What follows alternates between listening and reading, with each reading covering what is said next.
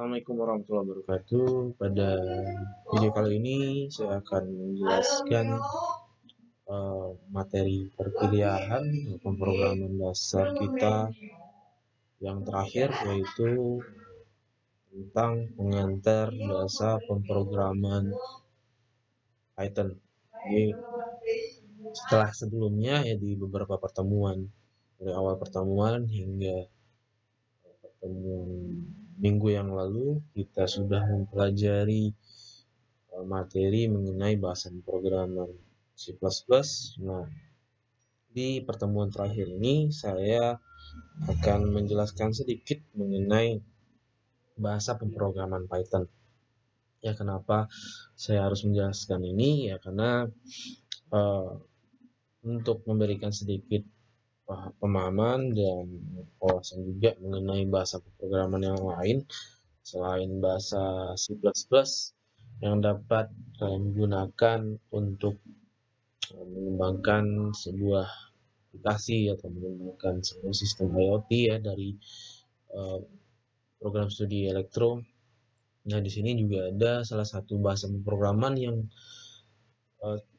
sudah populer di saat ini, ya, salah satu bahasa pemrograman populer saat ini ya selain C++ dan memiliki kemudahan ya, untuk memahami sintaks di dalam bahasa pemrogramannya. Nah, menggunakan bahasa pemrograman Python ini juga termasuk bahasa pemrograman high level ya, tingkat tinggi atau high level programming language. Jadi dalam penulisan sintaknya pun juga menggunakan bahasa yang dapat mudah kita mengerti, bahkan lebih mudah untuk kita mengerti dibandingkan menggunakan bahasa C++ yang sudah kita pelajari sebelumnya. Dan jika kalian sudah terbiasa menggunakan C++, saya yakin dalam penggunaan bahasa Python tidak akan kesulitan, karena walaupun sintaknya berbeda, namun untuk mempelajari bahasa Python akan lebih simpel lagi, lebih mudah. Jadi di sini saya akan menyampaikan sedikit mengenai pengantar bahasa Python. Saya menggunakan materi dari Python Institute ya, dari Cisco Networking Academy. Di sini ada sedikit penjelasan mengenai Python ya. Yang pertama, Python ini merupakan ya, setelah sebelumnya C++ kita pada saat kita menjalankan aplikasi atau menerjemahkan pemrograman yang sudah kita tulis menjadi sebuah program, kita melakukan compile biasanya. Namun dengan menggunakan bahasa pemrograman Python, kita tidak melakukan compile, namun kita akan melakukan interpreter. Akan menggunakan interpreter, yaitu melakukan interpretation dari source code yang sudah kita buat. Nah, pada saat menggunakan C++ ya, kita menggunakan compilation. Source program is translate hanya satu kali, bisa sekaligus ya akan translate sekaligus, kita akan buat programnya, kemudian kita translate ya, satu file itu akan secara keseluruhan ditranslate untuk kita jadikan sebuah program yang dapat dijalankan gitu. Ya, setelah itu kita akan mendapatkan ya file dalam bentuk machine code, kemudian dapat kita jalankan aplikasi ini. Namun dengan bahasa pemrograman Python ya, kita tidak harus membuat aplikasinya sudah secara keseluruhan udah jadi terlebih dahulu ya, tidak harus. Namun kita bisa melakukan interpretations baris per baris programnya. Jadi pada saat kita menggunakan C++ ya harus ada, untuk penulisannya pun kadang lebih menyulitkan bagi kita ya, ada banyak sintak, kemudian dari awal program dan program akhir programnya juga harus jelas biasanya ya, dari in main, kemudian ada kurung kurawal, dan terus kurung kurawalnya tidak boleh kurang ya, harus ada penutupnya juga. Namun di dalam pemrograman Python yang paling penting itu bukan kurung kurawalnya seperti itu, tapi kita bisa saya contohkan ya. Kalau di sini you or any user of code can translate the source program each time it has been run gitu ya. Jadi pada saat kita menginterpretasikan, dia langsung mengeluarkan ataupun menjalankan outputnya. Jadi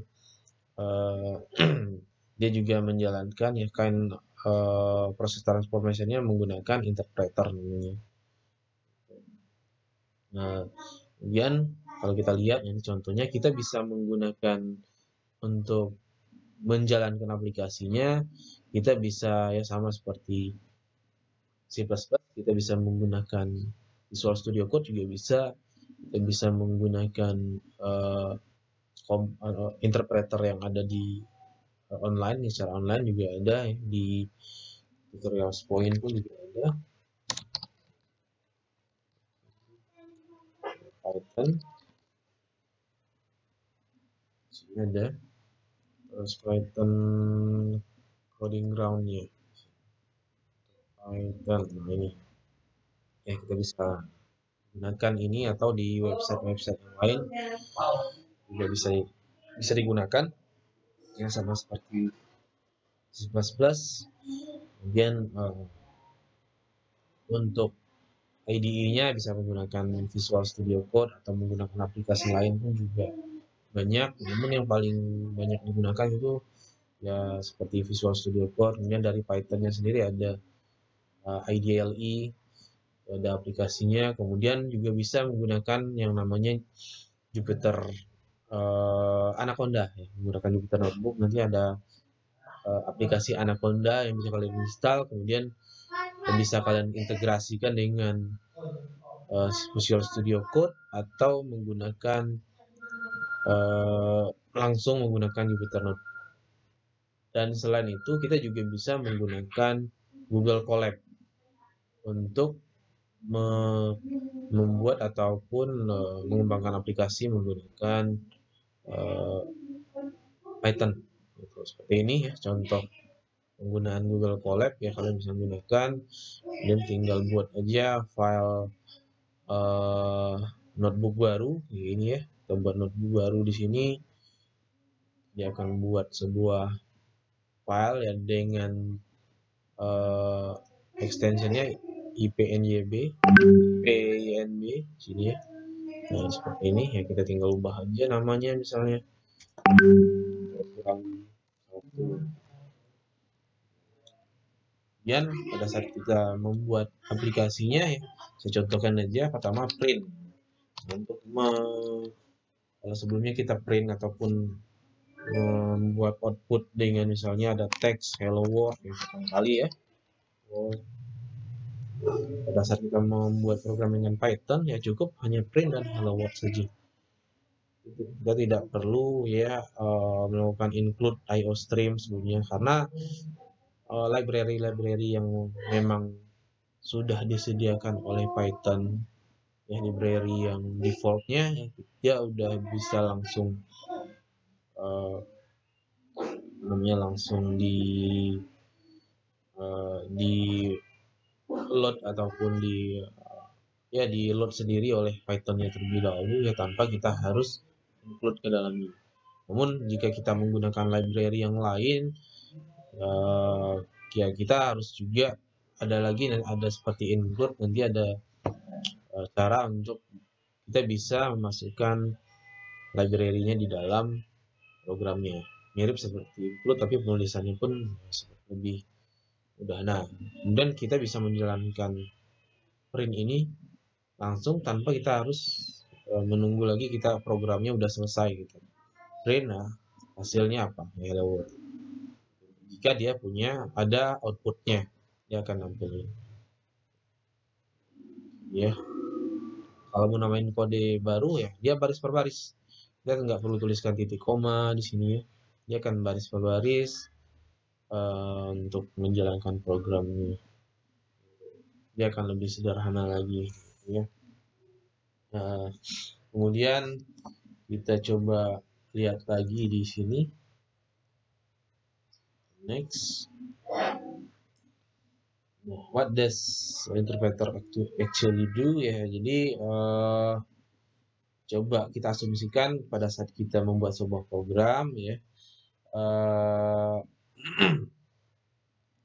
Jadi tentunya ya, program yang kita buat itu adalah sebuah teks, isinya semuanya sebuah teks. Di source code ya biasanya adalah semuanya adalah teks. Jadi di interpreter yang membaca source code menggunakan Western culture ya biasanya dari atas ya, from bottom and to top and from left to right. Jadi dari atas bawah, dari baris yang paling atas ya, sampai baris yang paling bawah, kemudian dari kiri ke kanan ya. Kemudian jadi dia interpreter check if all subsequent lines are correct using the four aspect cover earlier. Jadi if compilers find an error, it works immediately. The only result is this case is error message. Namun ya kalau kita menggunakan compiler ya secara kalau ada yang error ya dia akan finish untuk menampilkan error message-nya ya. Nah, kalau interpreter akan menginformasikan ya error is located and what caused it. Walaupun ya kadang akan salah dia menginformasikan ya, kadang ada salah di mana errornya. Kalau compiler biasanya dia lebih akurat sih posisi errornya di mana. Namun walaupun salah satu ada yang error ya, ada baris error misalnya seperti ini, pin lah,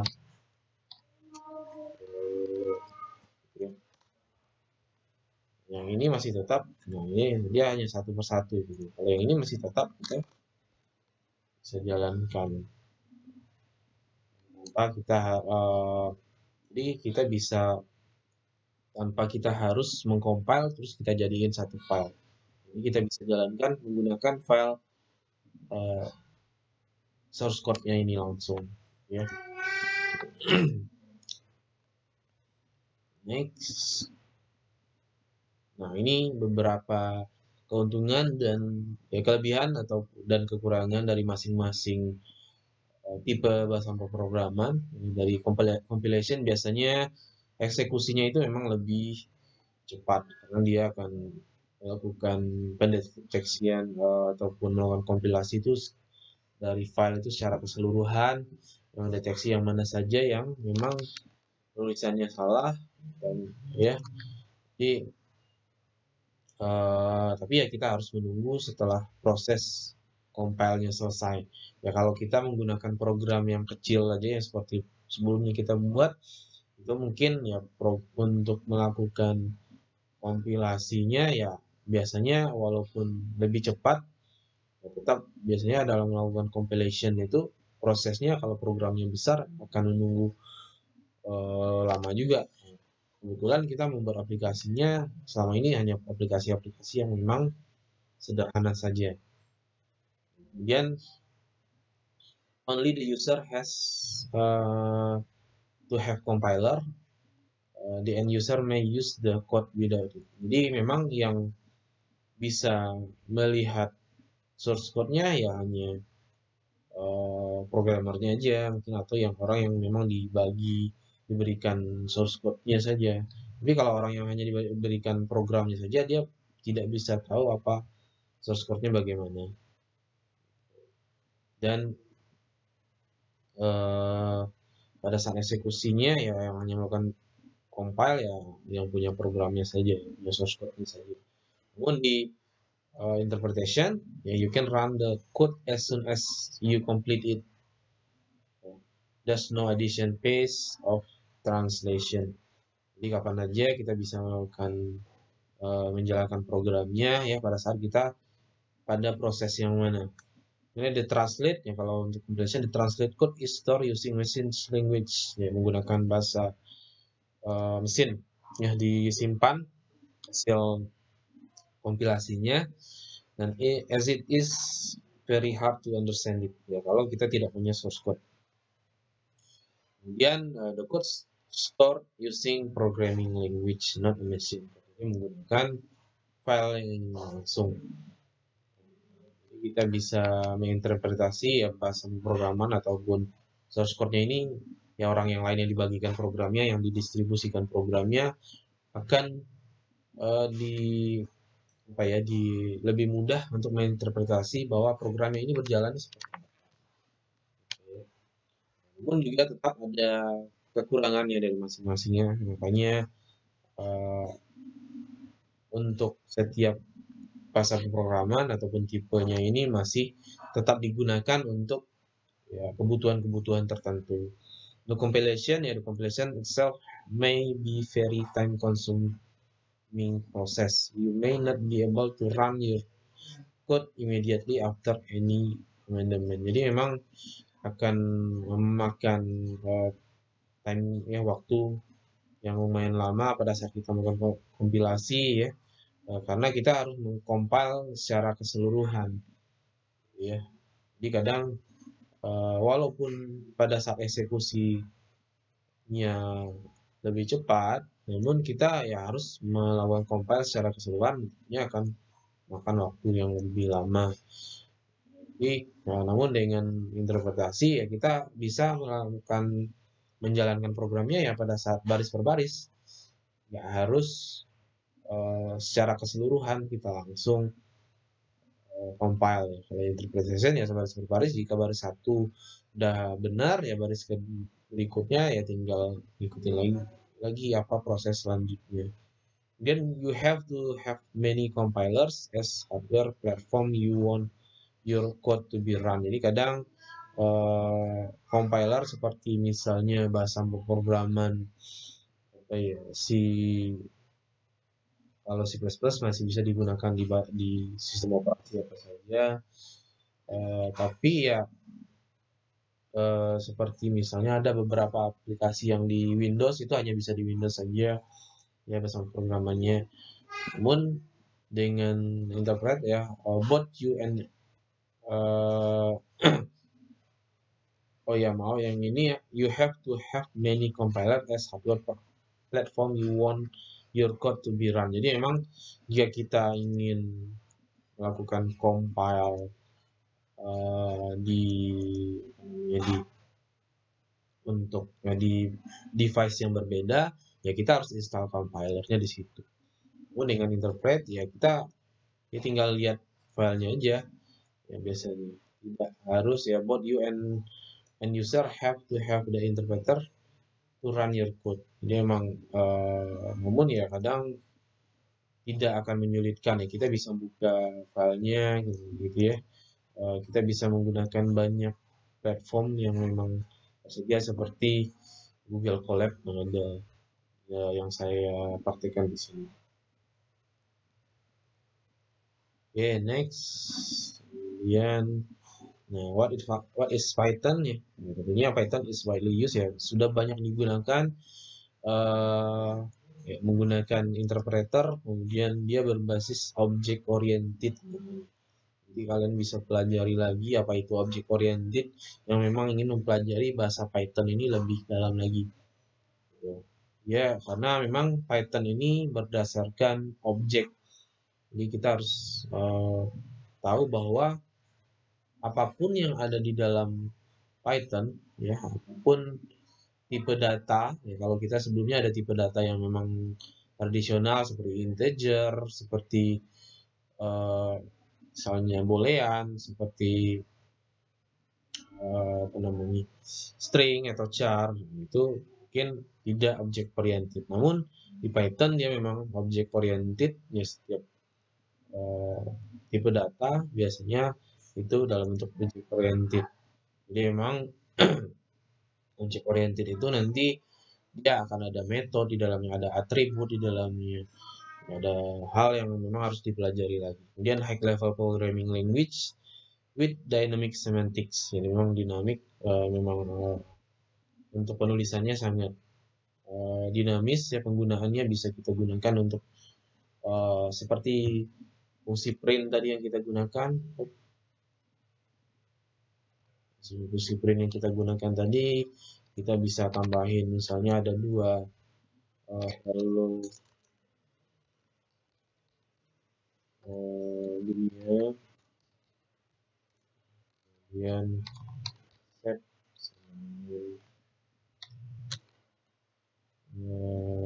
strip. Nah, kita bisa nambahin seperti itu. Jadi di dalam print ini kan sebenarnya sebuah fungsi. Nah, sebuah fungsinya bisa punya parameter yang lebih dari satu, bukan hanya satu ya. Parameternya bisa tak terhingga ini untuk print. Jadi ada 1, ada 2, kemudian ada 3 parameter yang dapat kita gunakan. Kalau saya mau nambahin lagi, bisa aja koma, kemudian parameter ketiga. Seperti itu. Ada 3 parameter yang bisa kita gunakan. Nambahin lagi bisa. Jadi memang Python ini sangat dinamis penggunaan sintaknya, ya. Kemudian and while you may know Python, ya kalau yang seperti kita tahu ya, Python itu sebenarnya adalah sebuah kata dari nama ular ya. Namun ya the name of Python sebenarnya bukan berdasarkan nama ular tersebut, namun ini berasal dari comes from old BBC television komedi ya, komedi sketch series ya, yang dengan judul Monty Python Flying Circus. Jadi dia emang dari apa namanya, TV series ini dia mengambil namanya. Nah, yang mengembangkan atau membuat bahasa pemrograman Python ini ya, dia adalah Guido van Rossum. Guido van Rossum tahu yang memang yang berasal ya, dia lahir di tahun 1956 di Haarlem dari Belanda ya. Jadi dia mengembangkan bahasa pemrograman Python karena memang melihat bahasa pemrograman yang lainnya itu memang penulisannya sangat menyulitkan, kemudian juga sintaknya juga banyak. Jadi itu dia mengembangkan aplikasi ataupun bahasa pemrograman Python.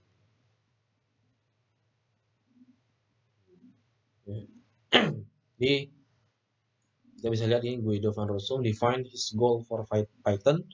Yang pertama, easy and intuitive language just as powerful those of major competitor. Jadi memang dari dia ingin bahasa pemrogramannya itu mudah digunakan dan juga intuitif dibandingkan bahasa pemrograman yang lain, kompetitor lainnya.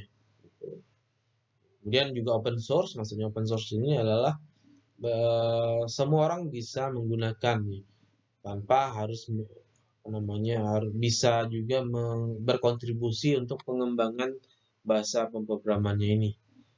Kontribusi untuk pengembangan bahasa pemrogramannya jadi lebih baik. Jadi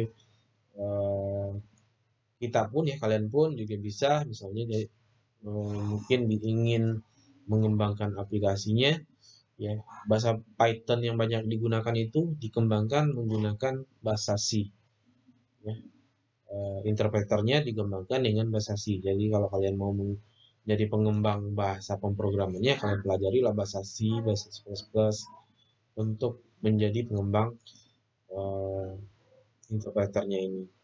Kemudian kode programnya lebih mudah dimengerti dan juga tentunya karena dia berbahasa Inggris, suitable for everyday task. Jadi memang sampai sekarang memang untuk apa namanya, untuk tugas apapun, untuk permasalahan apapun, Python sudah banyak digunakan, baik itu di fisika, di geologi.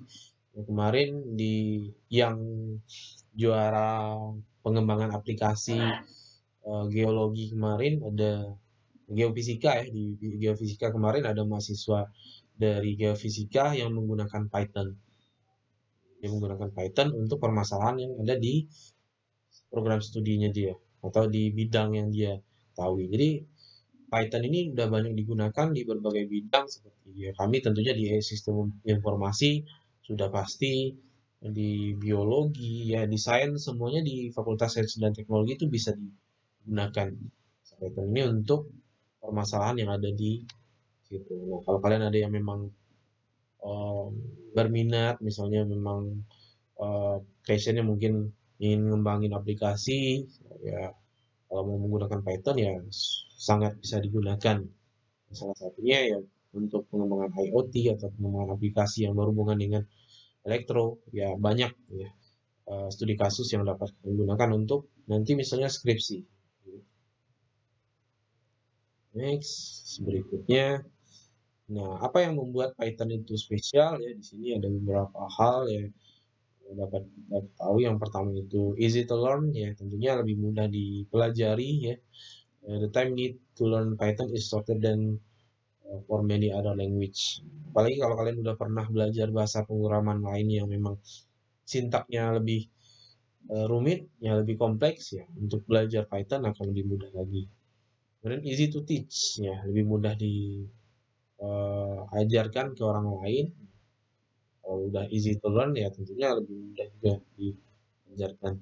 Ya, digunakan pun juga ya seperti yang sudah saya jelaskan sebelumnya, lebih mudah digunakan for writing new software. Kemudian tentunya mudah dimengerti juga. Ya ini berkorelasi lah empat ini ya. Kemudian easy to obtain, install, and deploy. Lebih Python karena Python itu free, jadi kita bisa menggunakan platform manapun, baik kalian menggunakan Windows, Linux, ataupun macOS bisa digunakan, ataupun menggunakan Android pun juga bisa. Ya, ada banyak platform yang dapat kalian gunakan.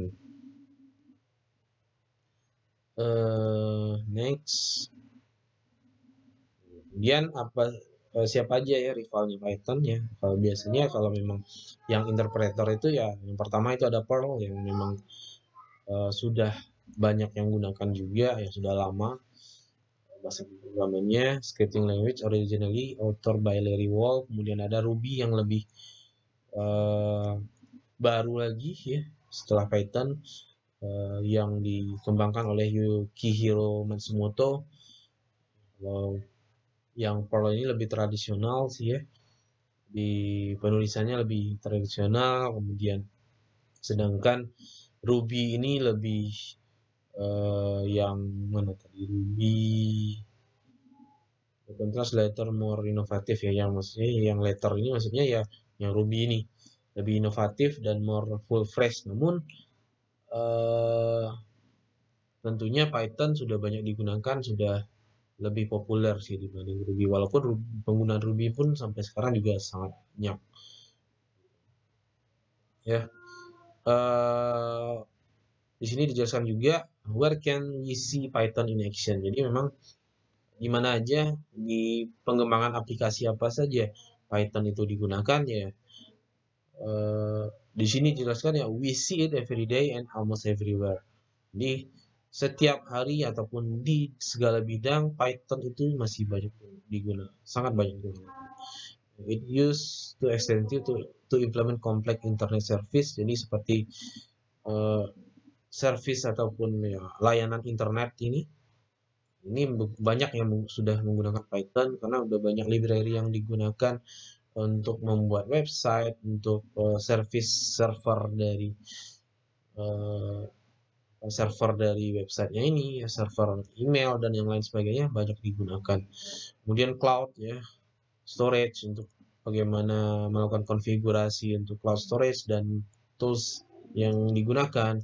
Kemudian sosial media itu banyak yang sudah menggunakan Python juga dan lain sebagainya ya. whenever you use any dash service, you are actually very close to Python. Jadi karena selama kita banyak menggunakan itu, tentunya kita akan dekat dengan penggunaan Python ini, ya. Dan juga ya banyak juga saintis yang menggunakan aplikasi interpreter Python ini. Kenapa? Karena biasanya kalau saintis itu ya dananya tidak terlalu besar. Kalau di perusahaan ya dananya dia menggunakan yang bukan open source ya. Biasanya open source ini gratis sih biasanya. Nah, kalau yang di perusahaan mungkin bisa membeli program yang memang berbayar. Nah, namun kalau di saintis kadang ada yang memang mandiri itu bisa menggunakan Python tanpa harus membayarnya. Jadi bisa banyak orang yang bisa menggunakan di segala bidang, termasuk IoT, di elektro mungkin ya bisa, atau di sistem kendali yang lainnya bisa. Nah, kemudian apa saja yang memang bahasa pemrograman Python ini mungkin agak sulit ya untuk, ya bukan sulit ya, pertumbuhannya ya untuk popularitasnya kurang ya untuk pengembangan aplikasi di bidang tersebut. Yang pertama itu adalah low level programming, seperti ingin mengembangkan sebuah graphical engine gitu ya, ataupun driver sebuah komputer itu agak sedikit sulit ya. Seperti ya, mungkin ya sistem kendali tadi ada, tapi tidak terlalu banyak. Mungkin yang banyak itu di IoT, mungkin sudah mulai banyak, tapi tidak sebanyak penggunaan di percobaan di saintis gitu ya, pengembangan internet service itu tidak sebanyak itu. Kemudian ada pengembangan aplikasi mobile device, yang mobile, Android, iOS, itu masih belum banyak. Kemudian jadi kemudian untuk jenis-jenis Python ya ini sebenarnya ada beberapa, namun yang paling banyak digunakan yaitu adalah CPython yang banyak orang sebut dengan Python. Dan di dalam saya juga menyarankan kalian mungkin bisa menggunakan CPython ini, yang bisa kalian gunakan install menggunakan mini Conda ataupun Anaconda. Kemudian bisa menggunakan Google Colab ini menggunakan CPython juga.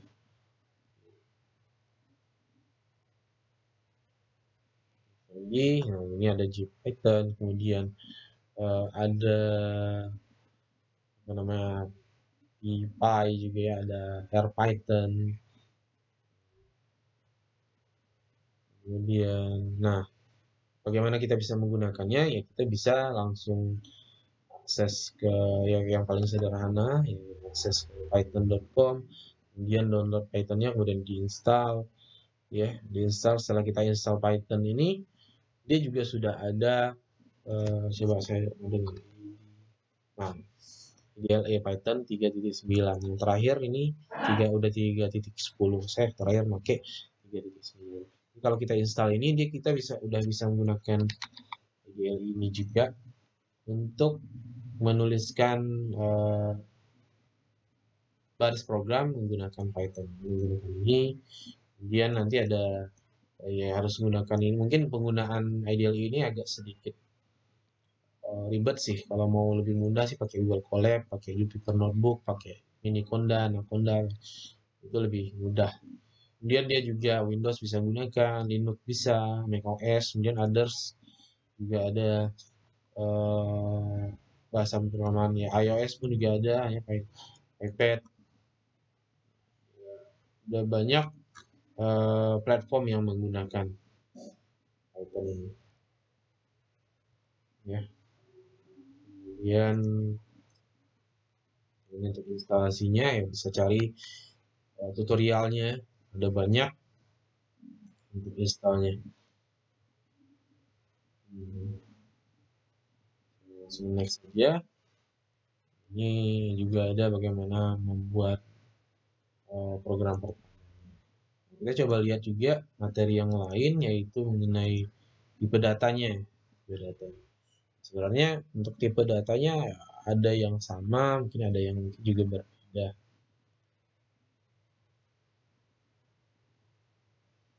Nah, ini salah satu yang berbeda ya dari Python. Kita bisa menggunakan print 2 tambah 2. Di dalamnya kita bisa melakukan perhitungan juga. Kemudian hasilnya pun bisa ditentukan. Kemudian misalnya kita ingin melakukan assign sebuah value di dalam sebuah variabel, kita nggak perlu mendeklarasikan variabelnya, kita cukup A sama dengan 5, B sama dengan 7, A print A plus B. Coba. Ya kan?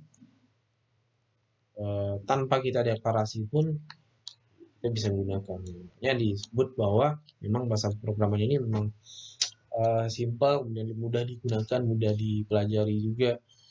Kemudian misalnya ya di sini ada beberapa operator, ada plus, minus, kali, bagi, ya sama aja. Di sini bagi yang untuk bisa untuk integer dan ini untuk yang float ataupun yang float yang nilai berkoma, yang ini untuk yang integer saja. Jadi kalau kita gunakan itu 5 print 5 bagi 7 A bagi B aja. Kemudian kalau kita yang ini A 2 gitu ya, bukan 2 slash, akan berbeda hasilnya. Ini 0, sekian, yang ini karena dia integer dia 0 aja, dia nggak berkoma. Jadi penulisannya memang sangat simpel ya bagi yang memang yang sudah pernah menggunakan bahasa pemrograman yang lain. Coba lihat sedikit. Untuk pangkat pun ya juga bisa menggunakan seperti ini. Ini perpangkatan, tinggal buat aja menggunakan operator ya bintang 2 kali atau eksponensial nih. Hasilnya bisa 8. Buat pangkat 3 sama dengan tidak sulit lagi. Kalau di C++ kemarin ya kita harus menggunakan sebuah library lagi gitu ya. Ini ada banyak lagi. Kemudian untuk lagi ya, boolean value juga ada, kemudian juga ada perulangan pun juga bisa ada, tapi mungkin akan ada lebih mudah lagi sih menurut saya. Misalnya kalau kita tuliskan sini for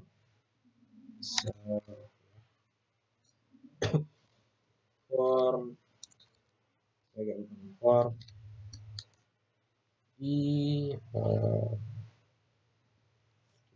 sintaknya kita coba lihat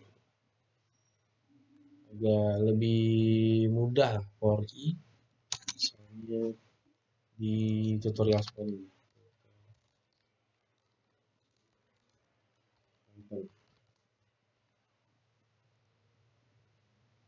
Coba lihat loops nih. For aja. Salah satu for yang bisa kita gunakan. Nah ini. Kita bisa gunakan yang seperti ini. Misalnya di sini. For letter. Letter ini ada sebuah variabel in titik 2 kita lihat dulu. Namun kalau untuk yang for, if itu kita bisa menggunakan 2, kemudian yang menjadi program yang ada di dalam for-nya kita tambahin tab aja. Jadi kalau kita tambahin tab, dia akan menjadikan apa saja, apapun program yang di dalamnya yang memang satu tabulasi merupakan program yang di dalam for ini. Ya. Print tab.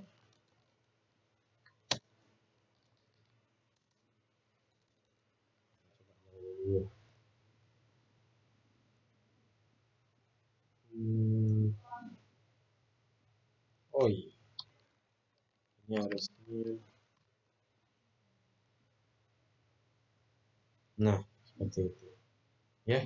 Jadi sebelumnya kalau kita pakai C++ ya ini lumayan panjang kalau kita buat program. Namun di sini kita bisa for letter ini variabel, in sebuah string, ya kita tinggal masukkan aja, tinggal print aja letternya ini, ya dia akan membaca satu demi satu dari string yang ada di sini.